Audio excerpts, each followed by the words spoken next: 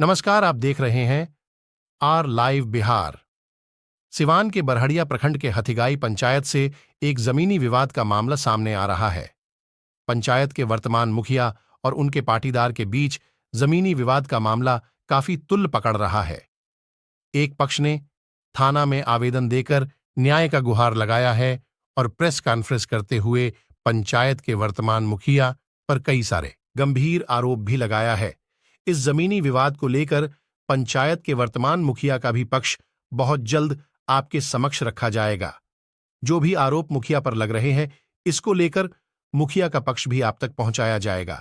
यह पूरा मामला हथिगाई पंचायत के पिपराही गांव का है, जहां दो पाटीदार जमीनी विवाद को लेकर आमने सामने हैं।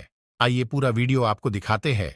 BA, BCom, BSc, MA, MCom करें विश्व की सबसे बड़ी यूनिवर्सिटी इग्नू से। सॉल्व असाइनमेंट्स और गाइड बुक्स प्राप्त करें। संपर्क करें Mahakal computers, DAV PG college के पास, पंच मंदिरा मोड़ से दाहिने, सिवान।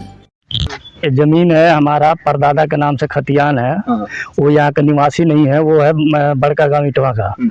यहाँ आके बसा हुआ है, हम ही लोग को चलते हैं। अब उस टाइम पुरानिया हमारा सब दिया है, मतलब कि लो जो तो खाओ।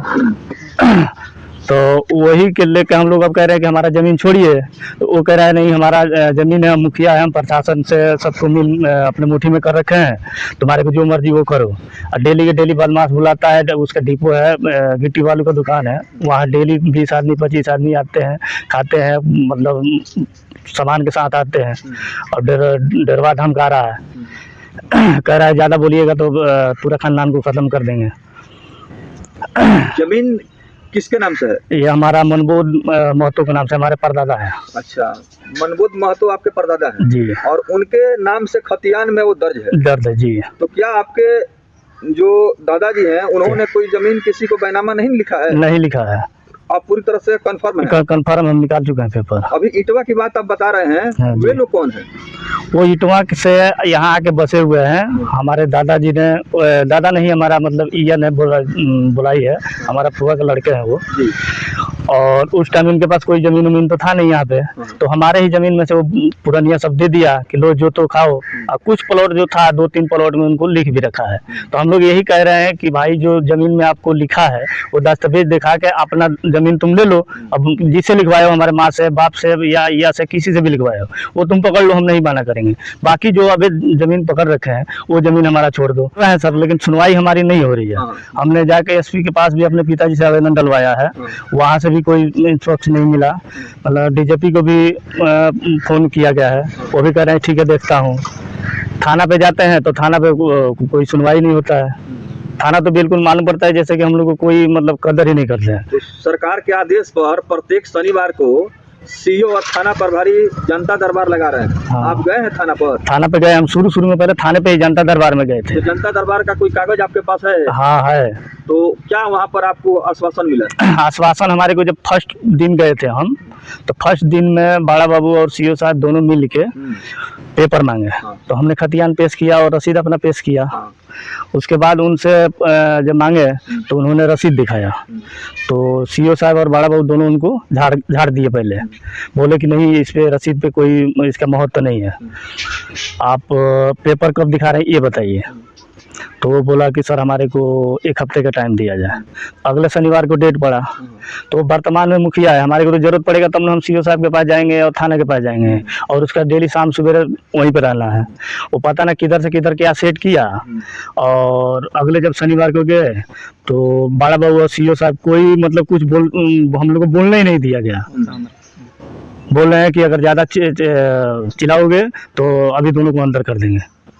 तो वहाँ पर अभी मकान का कोई काम चल रहा है क्या? हाँ, मकान का काम चल रहा है जी। कहाँ तक अभी तक मकान बना है? अभी मतलब वो जंगला तक कट गया है। तो उसको रोकने के लिए आप लोग बोल रहे हैं, लेकिन वो मान नहीं रहा ना। बदमाश बुला के बराबर अभी भी चलिए, अभी भी बदमाश वहाँ बुला के रखा हुआ है। बदमाश बुला के काम करवा रहा है, कभी दियर में से बुलाता है, कभी पिपरा से बुलाता है जी। आप मिले? SDO साहब पहले भी 44 हमने कर रखा है। उन्होंने पैसा देकर इसको दबा दिया है। वहाँ उसमें कुछ नहीं दिया है, वो खाली रसीद दिखाया। वहाँ भी हमने खतियान के साथ रसीद लगाया है। हमारा कोई वहाँ से भी मतलब सुनवाई नहीं मिली। ये दूसरा फिर हमने 44 कर रखा है। कल नोटिस आया, नोटिस नहीं लिया, वो झाड़ के भगा दिया उसको। वो गवाह बना के लेके गया हुआ, 2 आदमी को गवाह कराया है वो। तो नोटिस आया था, कोर्ट से नोटिस आया, वो कोर्ट वाला नोटिस उन्होंने नहीं लिया है। ये आवेदन देखिए, सब थाना पे भी दे रखे हैं आवेदन। ये रसीद भी है हमारे पास।